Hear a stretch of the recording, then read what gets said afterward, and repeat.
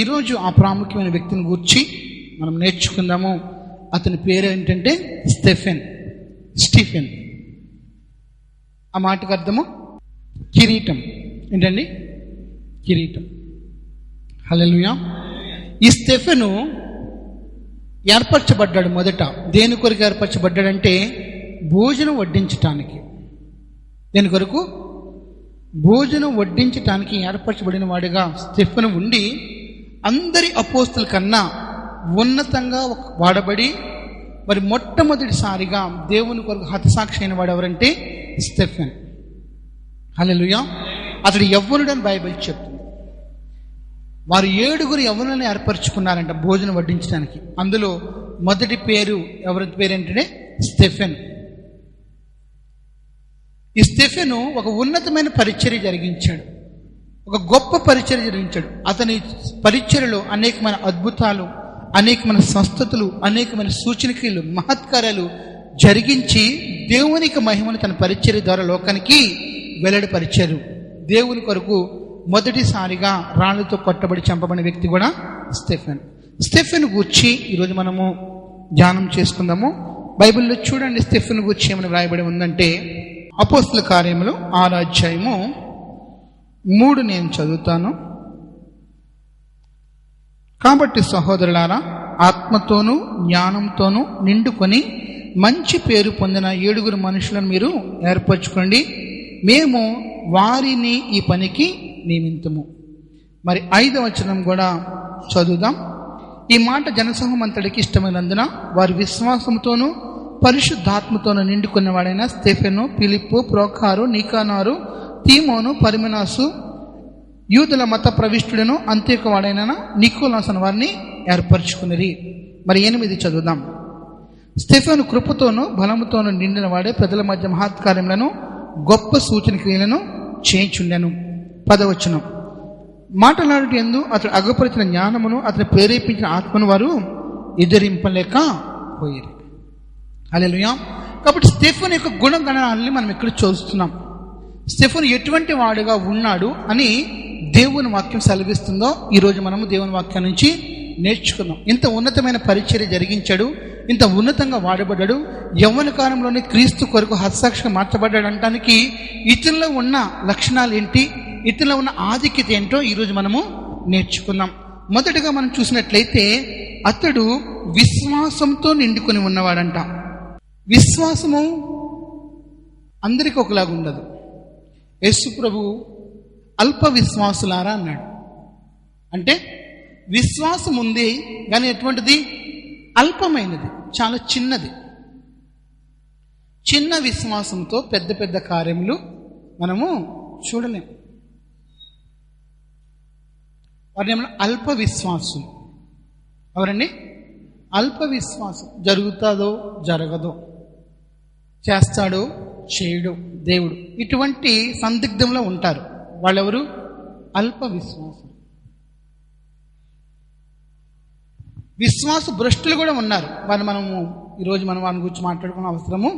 విశ్వాస భ్రష్టులు అంటే అసలు విశ్వాసమే లేనివారు, విశ్వాసం లేని మూర్ఖతరమ వారులారా అని బైబిల్ మనము చదువుతున్నాం. వారిని గురించి కాదు, మనము అల్ప విశ్వాసం గురించి కాదు, కానీ విశ్వాసముతో సంపూర్తిగా నిండుకున్న వారిని గురించి ఈరోజు మనము ధ్యానం చేసుకుందాం. హల్లెలూయా, హల్లెలూయా. విశ్వాసం అంటే, విశ్వాసం అన్నది నిరీక్షింపబడే వాటి యొక్క నిజ స్వరూపమును అదృశ్యమైనవి ఉన్నవంటకు రుజువై ఉన్నది. హల్లెలూయా.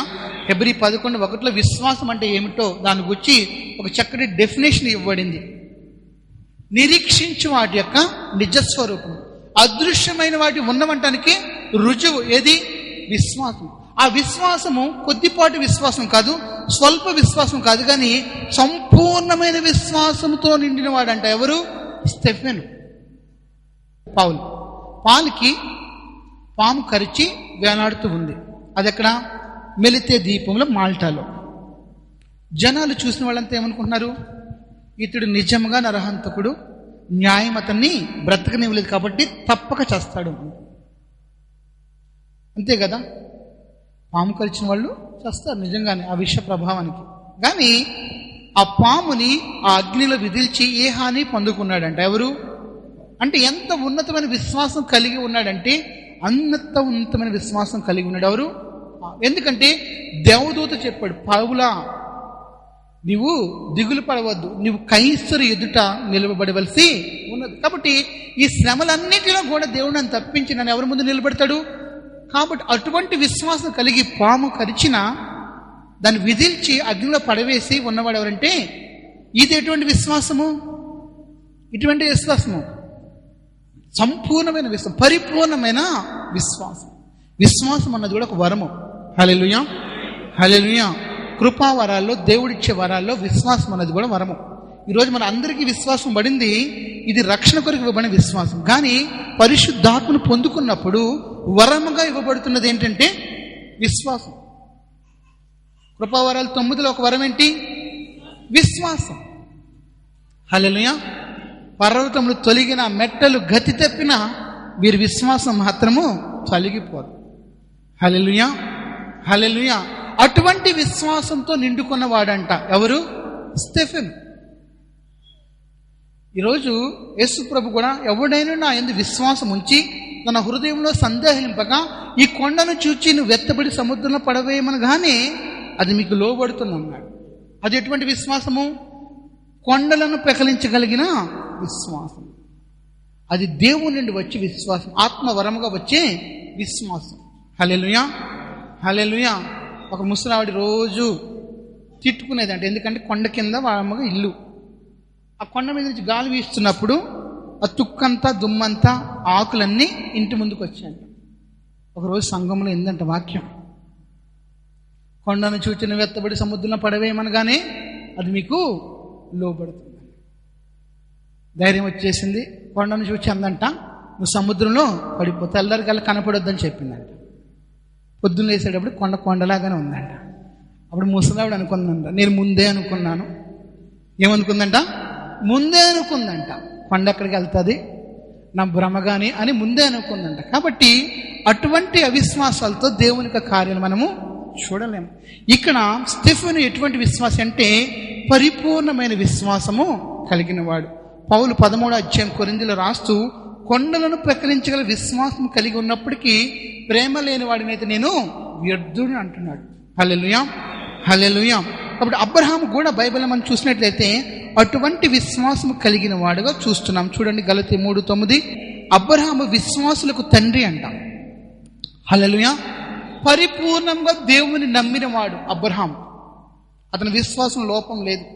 దేవుడు మృతులను సైతము సజీవులుగా చేయడానికి సమర్థుడని ఏకైక కుమారుని చంపడానికి, బలిగా అర్పించడానికి తన కత్తిని వెనుకకు తీయనివాడు ఎవరంటే ఎంతగా నమ్మాడు? చనిపోని తన కుమారుని బ్రతికించడానికి సమర్థుడని నమ్మాడు. హల్లెలూయా. మృత తల్యమైన తన శరీరంలో నుంచి మరి స్త్రీ ధర్మం నిలిచిపోయిన ఆ శాన గర్భం నుంచి తనకు కుమారుడు కలగ చేయడానికి దేవుడు సమర్థుడని నమ్మి అతని విశ్వాసం వలన ఏం పొందుకున్నాడంట? బలాన్ని పొందుకున్నాడంట, శక్తిని పొందుకున్నాడంట. హల్లెలూయా, హల్లెలూయా. అటువంటి విశ్వాసంతో నింపబడిన వారు అంటే స్టెఫెన్. కొన్నిసార్లు నేను మొన్న చెప్పాను కదా, ఏలియా ఒక శవం మీద తను తాను పరుచుకుని ముమ్మారు ప్రార్థన చేశాడంట. అలా చేయటానికి కూడా ఏముండాలి? విశ్వాసం ఉండాలి. ఒక డెడ్ బాడీ మీద మనం పరుచుకోగలమా? పరుచుకున్నాడు, ప్రార్థన చేశాడు, ఏమీ కనపడలేదు. మళ్ళీ పరుచుకున్నాడు, మళ్ళీ ప్రార్థన చేశాడు, ఏమీ కనపడలేదు. మళ్ళీ మూడోసారి కూడా ఆ నోటికి నోరు పెదవులకి పెదవులు ఆంచి శవం మీద ఉండి దేవునిలో ప్రార్థన చేశాడు. కానీ మూడవసారి ఆ శవం ఏమైంది? లేచి కూర్చుంది. హల్లెలూయా, జీవం వచ్చింది. నేను అప్పుడు అనుకున్నాను, నిజంగా ఏలి యొక్క విశ్వాసం చూడండి. కొన్నిసార్లు దేవుని యొక్క కార్యాలు చూడటానికి మనకి విశ్వాసము సరిపోదు. ఒక 70 సంవత్సరాలు ఆయన వచ్చి నాకు ఉద్యోగం కావాలండి అని పాస్టర్ గారితో ప్రార్థన చేయించుకుంటున్నాడంట. ఎంత? ఏంటన్నా ఈ వయసులో నీకు ఉద్యోగం ఏంటంటే కోళ్ళు ఇంట్లోకి రానివ్వట్లేదండి, కొడుకు కూడా మారిపోయాడండి, ఆవిడ చెప్పినట్టే వింటున్నాడండి. MBA MCA వీళ్ళకే ఉద్యోగాలు లేక రోడ్లు పట్టుకు తిరుగుతున్నారు. ఈయనకి 70 సంవత్సరాల వృద్ధుడికి చదువుకొని ఈయనకి ఏం ఉద్యోగాలు వస్తాయి? ప్రార్థన చేయడానికి విశ్వాసం రాలేదంటే ఎవరికి? పాస్టర్ గారికి. మనం ఏదన్నా దేవుని దగ్గరికి వచ్చేటప్పుడు ఎలా రావాలి? విశ్వాసంతో. దేవుని వద్దకు వచ్చేవాడు ఆయన ఉన్నాడని, తన వెతుకు వారికి ప్రతిఫలం దయచేయడానని నమ్మాలని. ఆ నమ్మికే రావటం లేదు పాస్టర్ గారికి. ఇంకా టంగ్స్లో అన్య భాషలో ప్రార్థన చేశాడంట. వచ్చేవాళ్ళకి సాక్ష్యం చెప్పాడంటే, ఎవరు? ఈ ముసలాయన చర్చిలో దేవుడు నాకు ఉద్యోగం ఇచ్చాడని. హల్లెలూయా. ఎలాగొచ్చిందంటే, రాజమండ్రి ఈ సర్వీస్లోంచి చర్చిలోంచి బయటికి వెళ్తే తాడితోట దగ్గర బట్టల షాపులు ఉంటాయి. ఆ బట్టల షాపులో ఒక ఆయన పిలిచాడండి, వానర్ గారు, నీకు పని ఇస్తాను, ఉద్యోగం ఇస్తాను, చేస్తావా అన్నాడంట. చేస్తానన్నాడు. ఏం పని కాదు, నీ అరుగు మీద నించుని రోడ్డు మీద వెళ్ళే వాళ్ళని పోయే వాళ్ళందరినీ మా షాపులోకి రండి అని పిలవాలంట. హల్లెలూయా, హల్లెలూయా.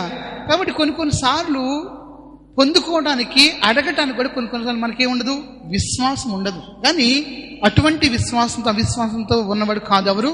స్టెఫెను. దేవుడు అనుగ్రహించు పరిపూర్ణమైన విశ్వాసం కలిగిన వాడు ఉన్నాడు ఎవరు? స్టెఫెను. హల్లెలూయా, హల్లెలూయా. స్మిత్ విగిల్స్వర్త్ విన్నారా ఎవరైనా పేరు? స్మిత్ విగిల్స్వర్త్ గొప్ప దైవజనుడు. ఒక శవాన్ని గోడకి నించోబెట్టి యేసు నామంలో నడమన్నాడంట.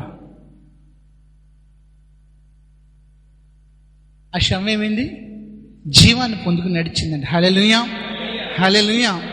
ఆయన ఒకసారి దర్శించడానికి ఒక సేవకుడు వచ్చాడంట.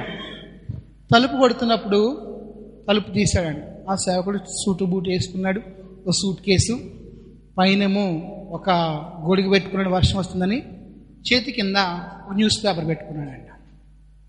ఆ స్మిత్ విగిల్స్వర్త్ అన్నాడంట, ఆ అబద్ధాన్ని నా ఇంట్లోకి తీసుకురావద్దు. ఏది అబద్ధము? Newspaper. హల్లెలూయా. అంటే ఎంత సత్యానికి, ఎంత వాక్యానికి తన జీవితంలో ప్రాధాన్యత ఇచ్చాడో ఈ చిన్ని సంఘటన బట్టి మనకు అర్థమవుతుంది. కాబట్టి అటువంటి విశ్వాసం కలిగి 23 మందిని లేపిన వాడు ఎవరంటే స్మిత్ విగిల్స్వర్త్. హల్లెలూయా. ఇక్కడ స్టెఫెన్ యొక్క జీవితంలో కూడా అటువంటి విశ్వాసం కలిగిన వాడుగా స్టెఫెన్ ఉన్నాడు. విశ్వాసం అన్నది ఎప్పుడు దేవునికి లోబరుస్తుంది. విశ్వాసం అన్నది ఎప్పుడు కూడా దేవునికి విధేయత చూపిస్తుంది. అటువంటి విశ్వాసం కలిగిన వాడుగా స్టెఫెన్ ఉన్నాడు. రెండోదిగా మనం చూసినట్లయితే 6వ అధ్యాయము అపోస్తల కార్యములు 8వ వచనం చూద్దాం. కృపతో, దేంతో నిండి ఉన్నాడు? కృపతో. దేవుని యొక్క పరిపూర్ణమైన కృపను పొందుకున్న వాడుగా ఉన్నాడు. ఎవరు? స్టెఫెన్. బైబిల్లో నోవాహు తరంలో అందరూ దుర్మార్గంగా ఉన్నప్పటికీ, అందరూ దేవునికి సందే చెడిపోయిన వారు ఉన్నప్పటికీ, నోవాహు మాత్రము దేవుని యొక్క కనుదృష్టిలో ఏం పొందుకున్నాడంట? కృపను పొందుకున్నాడంట. స్టెఫెను ఎటువంటి కృప పొందుకున్నాడంటే సంపూర్ణమైన దేవుని కృపను పొందుకున్నాడు. ఈరోజు కృప అంటే అనర్హులకు, అయోగ్యులకు, అపాత్రులకు దేవుడు కలగ చేసే సామర్థ్యమే కృప. ఈరోజు కృప చేతనే మనం రక్షించబడ్డాం. ఈరోజు రక్షణ అనుభవం మనకు కలిగొచ్చింది కృప చేతనే. ఇది మన నీతి వలన కాదు, మన భక్తి వలన కాదు, మన యథార్థ వలన అంత మాత్రము కాదు. కాబట్టి కృప అంటే అనర్హులైన వారికి, అయోగ్యులైన వారికి దేవుడు కలగచేయు సామర్థ్యం, దేవుడు కలగచేయు శక్తి, సామర్థ్యం. హల్లెలూయా. అటువంటి కృపను పొందుకున్నాడంట ఎవరు? స్టెఫెన్. దేవుడు కృపకు ఆధారభూతుడు, కృపకు మూలమైన వాడు. బైబిల్ చెప్తుంది, ఆయన కృపా సత్య సంపూర్ణుడుగా మన మధ్య నివసించాం. యేసు ప్రభులో సత్యం ఉంది, యేసు ప్రభులో కృప ఉంది. ఎంత ఉన్నతమైన కృప ఉందంటే ఆయన కృపకే సంపూర్ణుడు అంట. హల్లెలూయా, హల్లెలూయా. కృపకే సంపూర్ణుడు ఎవరు? ప్రభువైన యేసు. అటువంటి ఉన్నతమైన కృపను పొందుకున్నవాడు ఎవరంటే స్టెఫెన్. ఈరోజు కృప మనల్ని ఏం చేస్తుందంటే బలపరుస్తుంది. ప్రతి బలహీన సమయంలో దేవుని కృప ఏం చేస్తుంది? బలపరుస్తుంది. అందుకని నేను ఎప్పుడు బలహీనుడునో అప్పుడే బలవంతుడు. ఎందుకు? బలహీన సమయంలో దేవుని కృప అతను బలపరుస్తుంది, దేవుని కృప అతను లేవనెత్తుంది, దేవుని కృప అతనికి శక్తిని, సామర్థ్యాన్ని కలగ చేస్తుంది. ఈరోజు చాలామంది అనుకుంటాం కదా, పౌలు వలె పరిచర్య మనం చేయాలి. పౌలు చేసింది కాదు, పౌలుకు తోడై ఉన్న దేవుని కృప వల్లనే పరిచర్య జరిగింది. హల్లెలూయా. ఒక గొప్ప దైవజనుడిని మనం కళ్ళ ముందు పెట్టుకుని ఎలా వాడబడాలనుకుంటాం. ఆ దైవజన్ యొక్క శక్తి సామర్థ్యాలు కాదు, కానీ దేవుడు ఆ దైవజనికి ఇచ్చిన కృపా సామర్థ్యాన్ని బట్టి అతడు ఆ రీతిగా వాడబడ్డాడు. హల్లెలూయా. ఈరోజు మన అందరి జీవితాల్లో దేవుని యొక్క కృప ప్రాముఖ్యమైంది. ఈరోజు ఆ కృపే దేవుని కొరకు ఏదైనా చేయటానికి మనకేం కలగజేస్తుంది? సామర్థ్యాన్ని, శక్తిని కలగజేస్తుంది. జాన్ గూటెన్బర్గ్ మీ అందరికీ తెలుసు అనుకుంటా. ప్రింటింగ్ మిషన్ కనుక్కున్నది జాన్ గూటెన్బర్గ్. ఈ జాన్ గూటెన్బర్గ్ సైంటిస్ట్ ఏం కాదు. జాన్ గూటెన్బర్గ్ ఒక సాధారణమైన వ్యక్తి. మరి అతడు ఆ అచ్చు యంత్రాన్ని కనుక్కున్నాడంటే అతడు ప్రార్థిస్తున్నప్పుడు అతడు ఒక దర్శనాన్ని చూచాడంట. ఆ దర్శనములో చూపించబడినట్లు చూస్తున్నప్పుడు తన కుమార్తెకు చెప్పినప్పుడు ఆ కుమార్తె ఆ రీతిగా వ్రాయటము, ఆ రీతిగా మరి ఆ మ్యాప్ వేయటము జరిగిందంట. చివరికి అది ఏ విధంగా తయారైందంటే ఒక అచ్చు యంత్రంగా తయారైంది. ఆ అచ్చు యంత్రం తయారైన తర్వాత మొట్టమొదటి ప్రింటింగ్ చేసింది ఏంటంటే బైబిల్. మీరు శాస్త్రజ్ఞుల్లో అధిక శాతం ఎవరంటే క్రైస్తవుడు. ఐన్స్టీన్ కూడా ఒక ఉన్నతమైన క్రైస్తవుడు. హల్లెలూయా. వీళ్ళంతా ఎక్కడి నుంచి సామర్థ్యం పొందుకున్నారంటే దేవుడి నుంచి సామర్థ్యం పొందుకున్నారు. కృప అంటే అర్థం ఏంటి? దేవుడు కలగచేయు సామర్థ్యం. సత్పురుషుడుగా మార్చబడ్డాడు. ఎవరు? హెచ్చరిక పుత్రుడు బర్నబా. ఎవరండి? బర్నబా ఒక సత్పురుషుడిగా మార్చబడ్డాడంటే మనుషులందరి చేత అంగీకరించబడిన వ్యక్తిగా, మనుషులందరి చేత కొనియాడబడిన వ్యక్తిగా అతడు మార్చబడ్డాడంటే దానికి కారణం ఏంటంటే దేవుని కృప అతనికి తోడై ఉందంట. హల్లెలూయా. నిజంగానే నాకు ఆశ్చర్యం అనిపిస్తుంది. సేమ్ మెసేజ్, సేమ్ వాక్యం. ఒక దైవజనుడు చెప్తే అక్కడ గ్యాదరింగ్ ఒక 10-20 మంది ఉంటారు. అదే వాక్యం కానీ వేరే దైవజనుడు చెప్తే కొన్ని వేల మంది, లక్షల మంది అక్కడ ఉంటారు. కారణం కృప. బైబిల్ చెప్తుంది. హల్లెలూయా. ఒకడు నా తండ్రి చేత ఆకర్షింపబడతారు కానీ ఎవడు నా యొద్దకు రాడని బైబిల్ చెప్తుంది. కాబట్టి ఏ సేవకుడైనా ఎవరైనా తమ జీవితంలో చేయగలిగింది దేవుని కృపను బట్టే, దేవుడు కలగచేసే సామర్థ్యాన్ని బట్టే. ఇక్కడ స్టెఫెనుకు అటువంటి కృపను దేవుడు సంపూర్తిగా దయచేశాడంట. హల్లెలూయా. సంపూర్తిగా దేవునికి కృపను పొందుకున్నవాడంట. బైబిల్లో మీకు ఎస్తేరు గురించి తెలుసు. ఎస్తేరు ఆ రాజు యొక్క కనికరాన్ని, దయను, కృపను పొందుకుంది. అనేక మంది ఉన్నారు. అనేక మంది యవ్వన కుమార్తెల్లో కేవలము ఒక బానిస కుమార్తె అయిన ఎస్తేరు మాత్రము రాజు కృపను, దయను పొందుకుంది. కాబట్టి ఆమె వస్తికి స్థానంలో ఏమైంది? రాణి అయింది. ఆమెలో అర్హత ఏమీ లేదు, ఏ యోగ్యత లేదు. ఎవరికి? ఎస్తేరుకి. ఎందుకంటే వారు బానిసలుగా చేయబట్టడానికి, బానిసత్వం జరిగించడానికి తేబడిన ప్రజలు.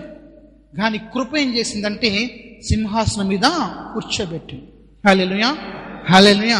కాబట్టి అటువంటి ఉన్నతమైన కృపతో నింపబడిన వాడు ఎవరంటే, హల్లెలూయా, బైబిల్లో ఒకసారి పౌలు ఏమంటున్నాడంటే, నేనేమై ఉన్నానో అది కేవలం దేవుని యొక్క కృప. కృప, కేవలం కృప. అందుకనే తిమోతికి పౌలు రాస్తూ చూడన్నాడు, యేసుక్రీస్తునందున్న కృప చేత బలవంతుడువు. హల్లెలూయా. హల్లెలూయా. దేవుడు కృపా సింహాసనం మీద ఉన్నాడు. ఈరోజు కృప పొందడానికి దేవుడు మనందరిని ఏం చేశాడు? అర్హులుగా చేశాడు. కానీ ఒకనొక దినాన్న దేవుడు కృపా సింహాసనం మీద, ఏ సింహాసనం మీదకి వెళ్తాడు?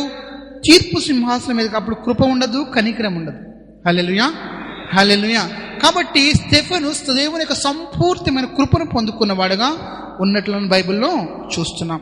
మరి అంతేకాకుండా చూడండి, బలముతో నిండిన వాడంట. ఫస్ట్ ఎంత నిండాడు?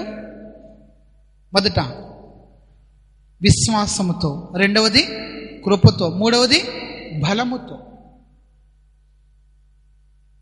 చూడండి, బలానికి ఆధారం ఎవరు? దేవుడు.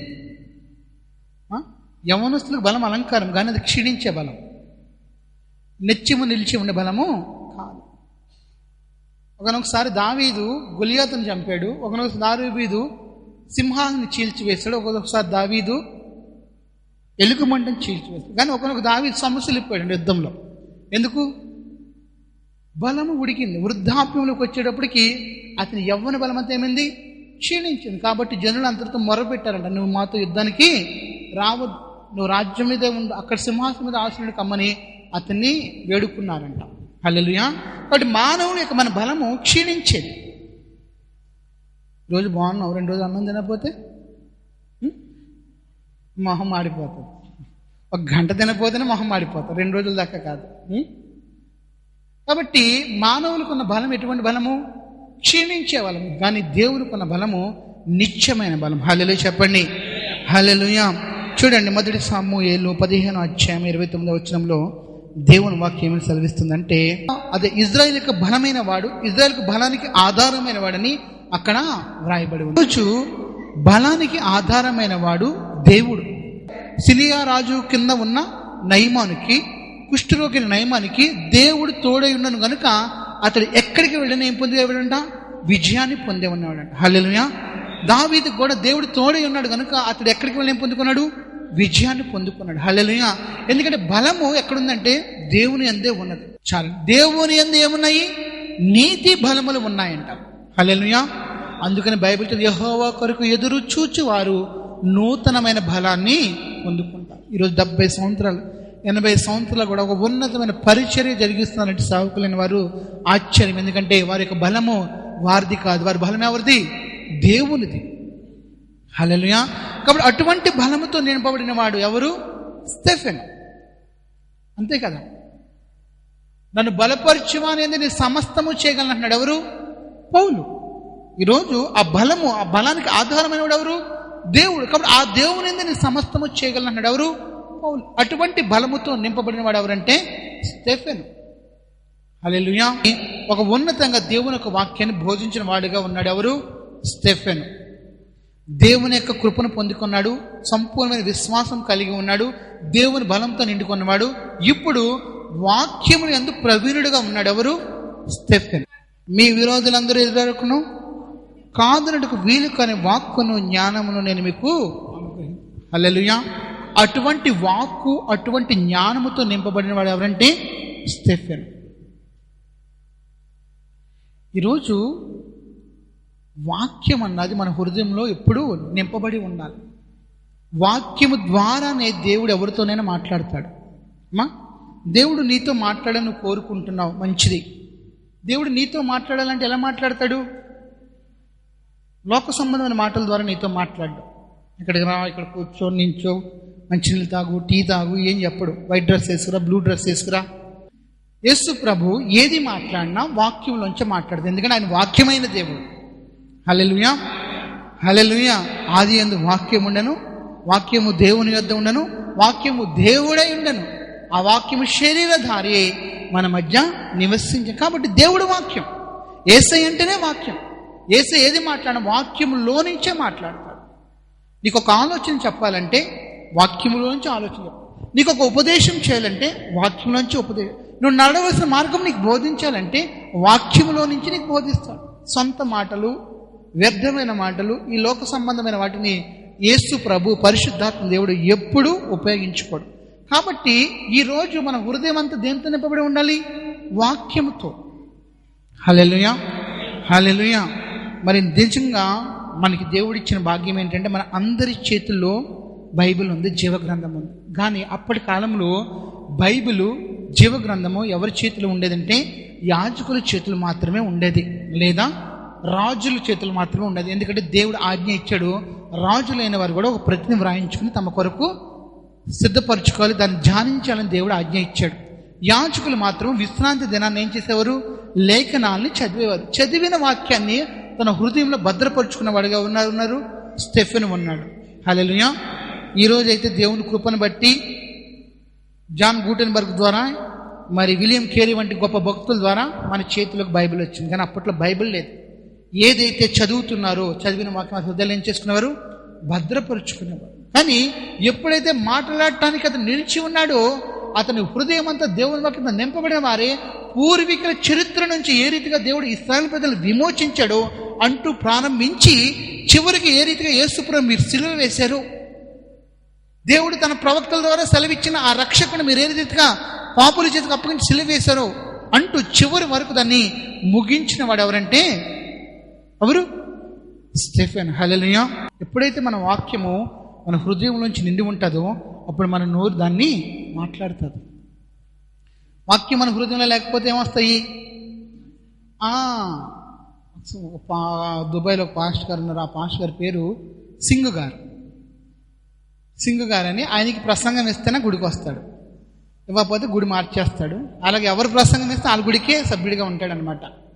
ఏదన్నా రోజున పాస్టర్ గారు ఇవ్వలేదనుకో వేరే సంఘంలో సభ్యుడైపోతాడు. ఓకే, ఆ క్రిప్స్ గారు కాదు, సింగ్ గారు. ఆ సింగ్ గారు వాక్యానికి ఒక వాక్యం మొదలెడతాడు, తర్వాత బీబీసీలో న్యూసు, సిఎన్ఎన్లో న్యూసు, జెమినీ న్యూస్, అన్ని న్యూసులు కలిపి అన్నిటితో కేంద్రీకరించి ఇంకా చివరికి ఆమెను అంటాడు. అంటే ఆయన చెప్పడం అంటే ప్రారంభిస్తుంది ఏంటంటే న్యూస్ తప్ప అక్కడేమీ టీవీలో అలాగా, ఈ టీవీలో ఇలాగా, అక్కడ అలాగా, అక్కడ ఇలాగా, కానీ వాక్యం ఒక ముక్క. ఎందుకంటే హృదయము నిండి ఉండటం బట్టి నోరు మాట్లాడుతుంది. హల్లెలూయా. స్టెఫెన్ కూడా సంపూర్ణంగా దేవుని వాక్యంతో నింపబడిన వ్యక్తి కాబట్టి అతను అనార్గళంగా మాట్లాడాడు. అతను ప్రేరేపించిన పరిశుద్ధాత్మ ముందు వారెవరు నిలువలేకపోయారంట. హల్లెలూయా. హల్లెలూయా. మీ శత్రువులు, మీ విరోధులు అందరినీ ఎదురానుటకు కాదనుటకు వీలు కాని వాక్కును జ్ఞానమని నేను వారికి ఇచ్చేదనని దేవుడు వాగ్దానం చేసినట్లు అటువంటి వాగ్దానాన్ని స్టెఫెన్ దేవుడు దయచేశాడు. బైబిల్లో యేసు ప్రభువుని గురించి కూడా ఒక మాట ఉంది, తన నోటిని ఆయన చిక్కుముక్కి రాతిగా చేశాడంట. హల్లెలూయా. హల్లెలూయా. కాబట్టి ఆ చిక్కుముక్కి రాతి నుంచి ఎప్పుడు ఏమొస్తుంది? అగ్ని. హల్లెలూయా. హల్లెలూయా. కాబట్టి అటువంటి వాక్యం కలిగి చక్కగా బోధించినట్లు బైబిల్లో చూస్తున్నాం. కాబట్టి దైవజనుడు అన్నవాడు ఎప్పుడు సిద్ధంగా ఉండాలంట. అందుకనే సమాధాన సువార్త వలన సిద్ధ మనసు అనే జోడును తొడుక్కోండి అంటుంది బైబిల్. అంటే సువార్తను ప్రకటించడానికి, సువార్తను తెలియచేయడానికి సిద్ధ మనసు అనే జోడు ఎప్పుడు ఉండాలంట. ఎవరికి? దైవజనులకి, సేవకులైన వారికి, విశ్వాసులైన వారికి. హల్లెలూయా. హల్లెలూయా. కాబట్టి అవకాశం వచ్చింది కాబట్టి దేవుని వాక్యంతో అతని హృదయం నింపబడి ఉంది కాబట్టి అతడు అనార్గళంగా మాట్లాడాడు. ఈరోజు అతని మాటలు విని చెవులు మూసుకున్నారేమో కానీ అతని మాటలు వారి హృదయాల్లో కార్యం చేస్తూనే ఉన్నాయి. హల్లెలూయా. హల్లెలూయా. ఎందుకంటే అవి దైవావేశములు కలిగిన మాటలు. అతని మాటలు వారి హృదయాల్లో కార్యం చేస్తున్నాయి అంటానికి సూచనే పౌలు యొక్క మారు మనసు. హల్లెలూయా. పౌలు ఒక ఉన్నతమైన భక్తుడిగా మార్చబడ్డాడంటే నిజంగా ఆ రోజు స్టెఫెను యొక్క మాటలు, అతని యొక్క ప్రసంగము అతని హృదయాన్ని మార్చి వెళ్ళి ఉంటుంది. ఆ దినం మార్చకపోవచ్చు, ఆ దినం మార్పు రాకపోవచ్చు, కానీ కొన్ని దినముల తర్వాత నిశ్చయముగా అతని హృదయం కలిగింది మార్పు. అందుకని బైబిల్ చెప్తుంది, నీ ఆహారం నీళ్ల మీద వేయము, అది కొంతకాలానికి కనపడును. నువ్వు దేవుని వాక్యాన్ని బోధిస్తున్నప్పుడు, ప్రకటిస్తున్నప్పుడు వెంటనే నువ్వు కార్యం చూడలేకపోవచ్చేమో, కానీ కొంతకాలం తర్వాత నిజంగా కార్యం నువ్వు చూడగలవు. హల్లెలూయా. ఎందుకంటే దేవుని వాక్యము శక్తి గలది, దేవుని వాక్యము జీవము గలది. కాబట్టి ఇక్కడ మనం చూసినట్లయితే అతడు లేఖనములను బాగా ఎరిగిన వాడుగా ఉన్నాడు. చూడండి, తను చంపడానికి తన వ్యతిరేకంగా నిలిచిన జనసమూహాన్ని చూసి భయపడలేదు. ఎవరు? స్టెఫెను. ఈరోజు మన సాక్ష్యం మారిపోతూ ఉంటుంది. ఎందుకు? పరిస్థితులను బట్టి. ఇంతమంది జనము నన్ను రాళ్ళతో కొట్టి చంపడానికి సిద్ధంగా ఉన్నారు, వీరికి అనుకూలంగా నేను మాట్లాడాలి, వీరికి ఇష్టానుసారంగా నేను మాట్లాడాలని తన ప్రాణాన్ని రక్షించుకోవడానికి ఏమాత్రం ప్రయాసపడినవాడు ఎవరంటే స్టెఫెన్. ముష్కరులారా అంటున్నాడు. హల్లెలూయా. ఒకళ్ళని కాదు, ఇద్దరు కాదు, కొన్ని వందల మందిని తనకు ఎదురుగా నిలిచిన వారందరినీ ముష్కరులారా, మూర్ఖులారా అంటున్నాడు. మీ హృదయములను, మీ మనసులను దేవునికి లోబర్చిన వారులారా, మీరు మీ పితరుల వలె పరిశుద్ధాత్మ